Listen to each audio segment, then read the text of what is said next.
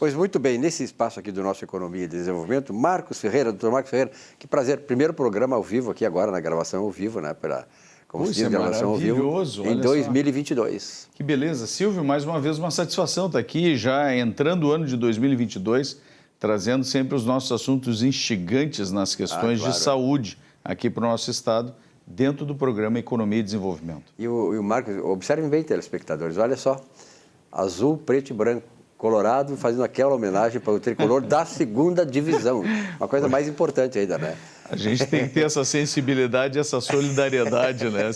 É o time que está lá embaixo, né? É verdade. Bom, Marquinhos, na verdade, o Marcos tem uma clínica lá, como é a Clarté, né? A Clarté é isso, a Clarté é a área de atendimento de multiespecialidades, né? Tanto em medicina quanto em fisioterapia, para o cuidado dos nossos pacientes aqui da Zona Sul.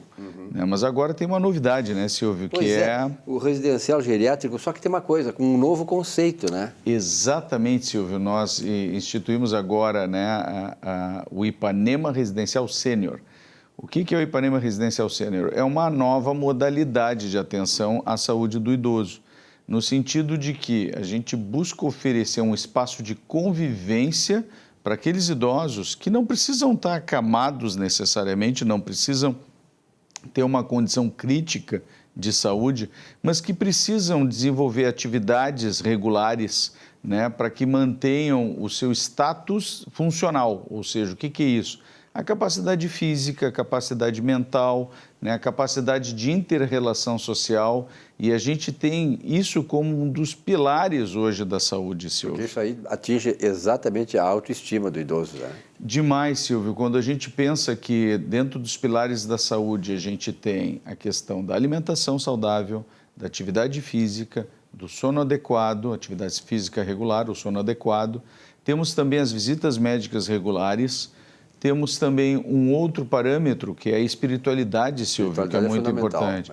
Mas um sexto parâmetro muito importante dentro desses pilares da saúde e que vem sendo cada vez mais observado em estudos com populações centenárias no Japão e aqui no Rio Grande do Sul, na região de Veranópolis, eles observaram que um dos principais parâmetros é justamente o convívio social, as inter-relações sociais. Ou seja, não adianta eu ter só a questão da alimentação, da atividade física, do sono, do cuidado médico regular e também da espiritualidade, se não adicionar nisso a convivência, o relacionamento, o convívio, o relacionamento interpessoal, Silvio. Isso, como tu fala muito bem essa questão, né, o Marcos, o relacionamento. Tem vários estudos, eu como economista e palestrante também, eu observei assim, vários estudantes desta área que colocam o relacionamento como ponto número 1 para chegar naquilo que Aristóteles já dizia, que é a eudaimonia. A eudaimonia seria o quê? A vida plena e próspera. E ela se desenvolve através de vários itens, como tu tem colocado, e nesses itens a maioria desses estudiosos colocam o relacionamento e a atividade profissional, ou seja, a interação das pessoas com elas se também considerando úteis à sociedade. Isso é importantíssimo, porque isso nos tira daquela perspectiva individual ou individualista de abordagem da questão da saúde, Silvio, e passa por um contexto mais comunitário, de convivência com as pessoas, né? E também, obviamente, a pessoa poder levar essas questões para ambientes onde ela possa desenvolver isso, né? O que a gente tem hoje, Silvio? A gente tem uma quantidade enorme, né, de velhinhos, de pessoas dentro da cidade de Porto Alegre, cuja população hoje é em torno de 30% da nossa população na cidade de Porto Alegre é de população idosa, né? São pessoas idoso hoje quem? A partir de 60 a 65 anos? Do ponto de vista da legislação brasileira, 60 anos. Do ponto de vista da Organização Mundial de Saúde, 65. E nós temos uma segunda categoria, que são os superidosos, né? O que são os superidosos, Silvio? São aquelas pessoas com 75 ou 80 anos, dependendo da classificação, que têm as condições cognitivas, ou que a gente chama as faculdades mentais, funcionando perfeitamente. Então, o indivíduo que já chega nessa faixa etária, 75, 80 anos, com um bom funcionamento cognitivo, capacidade de atenção, foco, memória, já temos aí um superidoso, né? Então, pessoas que vão cada vez mais avançando, né, na vida, no sentido justamente de ter ganho de tempo de vida e que a gente busca, na verdade, trazer mais qualidade de vida. E isso só vai existir, Silvio, se a gente conseguir entender a necessidade de adotar convívio social. Temos um exército de velhinhos em casa, nos seus apartamentos, trancados, muitas vezes com um cuidador, né, uma cuidadora, aquela pessoa que muitas vezes fica ali no celular o dia inteiro, dando assistência básica para aquele velhinho, mas sem que ele tenha uma interação social. E isso nega para ele, Silvio, saúde. Essa é a questão. E a questão básica do ser humano é relacionamento, né? Se tu não tiver um relacionamento, até quando Deus criou o homem, ele disse que ele não pode ficar sozinho, então criou uma mulher para que ele pudesse fazer essa interação. E é muito importante, né, Marcos? Parabéns aí por ter criado o residencial geriátrico nesse novo conceito, porque na verdade é o seguinte, né, nós sabemos muito bem que hoje essas casas semelhantes, a maioria delas são consideradas depósitos de idosos, ou seja, a pessoa solta o seu ante querido lá e fica só fazendo de vez em quando o gerenciamento por WhatsApp e tal, mas não dá isso que é fundamental, o afeto, o carinho, a troca de experiências, né? Quer dizer, para ele também se sentir incluído, para ele também se tornar útil da própria convívio que ele tem ali. E dentro desse conceito, Silvio, a gente tem que buscar oferecer uma atenção que aborde várias áreas dessa fase da vida. Então, a gente sabe, por exemplo, que muitos idosos têm dificuldades de alimentação, fazem engasgos frequentes, e isso vem muitas vezes por uma condição chamada insuficiência velopalatina, né? E é uma condição que precisa ser tratada, por exemplo, por fonoaudiologia, né? Por uma fonoaudióloga. Outras vezes, que tem dentro do residencial. É um complexo todo, né? Exatamente. Temos a condição também de muitos idosos que recusam determinados alimentos e param de comer muitas vezes por questões relacionadas a próteses dentárias. E isso não é visto, acaba não sendo visto no geral, na maioria dos residenciais. Temos dentista, né, à disposição também para essa ação. E assim por diante, um conjunto de condições. Esses tempos atendi um paciente que teve que ser internado por um emagrecimento agudo, né, uma perda de capacidade de alimentação e de hidratação, porque é um senhor de 88 anos, teve uma incomodação na família e ficou muito chateado. Simplesmente o que ele fez? Parou de comer e de tomar líquido. Entrou numa situação quase como uma greve de fome, Silvio. E isso acabou levando ele a uma internação hospitalar. Tu imagina uma internação hospitalar de um idoso nesse período de pandemia por uma condição que, na verdade, era psíquica. Então, a psicóloga também, dentro da estrutura de profissionais que prestam atendimento na clínica, né, e no residencial, nos ajuda também nesse conjunto de abordagens adequadas para esse idoso num espaço de convivência adequado. É importante o seguinte, né?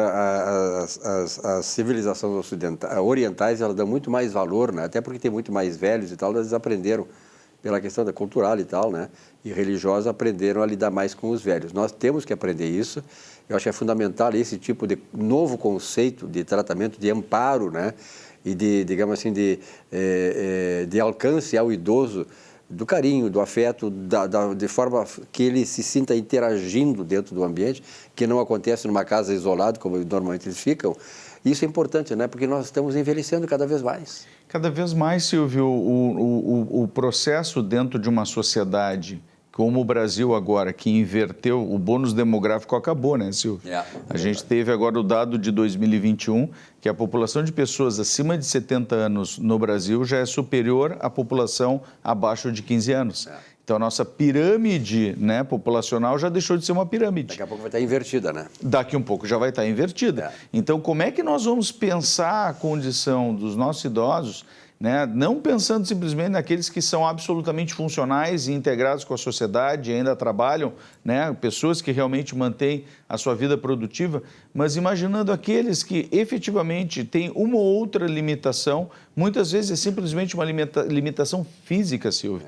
E por causa dessa limitação física, acabam condenados a ficar trancados dentro do apartamento, né? Tendo pouco convívio social, o mínimo que seja. Isso afeta a mente, afeta completamente, tudo, né? Silvio, completamente. Daí se sobrepõe distúrbios do sono, depressões, né? Crises de ansiedade e outras tantas condições que a gente poderia fazer uma abordagem correta, tranquila, dentro de um centro com multiespecialistas, né?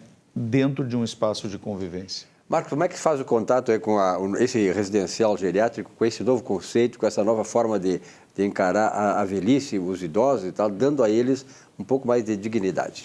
Isso é muito importante a gente deixar o acesso aqui. O acesso é com a Denise é que faz a coordenação desse residencial. O telefone dela é o 993-07-3118. Né? Eles devem colocar agora aqui embaixo na tela. O Lucas, né? nem precisa dizer que o Lucas sabe de Já sabe colocar tudo sabe. isso, né? E aí, por esse contato, vocês vão ter a oportunidade de conhecer esse espaço que tem um jardim magnífico, né? Uma piscina, tem um espaço também para jardinagem, tem um espaço próprio também para jogar bocha, para fazer outras atividades, sala de fisioterapia, né? Toda uma estrutura preparada para um acolhimento adequado. Perfeito. Marcos, obrigado pela presença aqui, sucesso, que 2022 seja muito melhor, mas muito melhor do que foram esses últimos 2 anos de pandemia, graças a Deus. Com certeza. Qual é a tua expectativa? Está terminando ou não? A minha impressão é que sim, viu, Silvio? A gente vê os dados epidemiológicos, em especial esse novo vírus, né, essa nova variante, com essa multiplicação muito rápida e com essa menor virulência, né? Isso nos dá a perspectiva de um encerramento mais rápido agora da pandemia. O que não significa dizer que nós deixemos de lado aqueles cuidados, lavar as mãos, por exemplo. Eu me lembro, assim, a minha filha, a Letícia, sempre me chamou muita atenção que antes da pandemia a gente ia no supermercado, pegava, ou ia em qualquer lugar, pegava com a mão e botava na boca. Então, esse é o tipo da coisa que a gente fica pensando, poxa, você está com a mão cheia de contaminada, de bactérias, fungos e tal, e isso é um problema de saúde pública. Então, essas pequenas coisas, a pandemia veio nos trazer como lição permanente para uma vida saudável. É verdade. Eu acho que as modificações que a gente caminhe no sentido de uma busca pela saúde plena, né, e que inclui tudo isso que a gente já conversou, mas também aqueles pequenos hábitos diários, né, Silvio? É o que vale para que a gente tenha uma vida plena, com saúde, né, e com convivência com as pessoas. Perfeito. Marquinhos, um grande abraço, então. Obrigado pela tua presença aqui. Muito obrigado, Silvio. Muito obrigado a você, telespectador, pela audiência. Nós fomos ficando por aqui nesta semana. Uma boa semana de trabalho. Na semana que vem, um novo encontro. Até lá.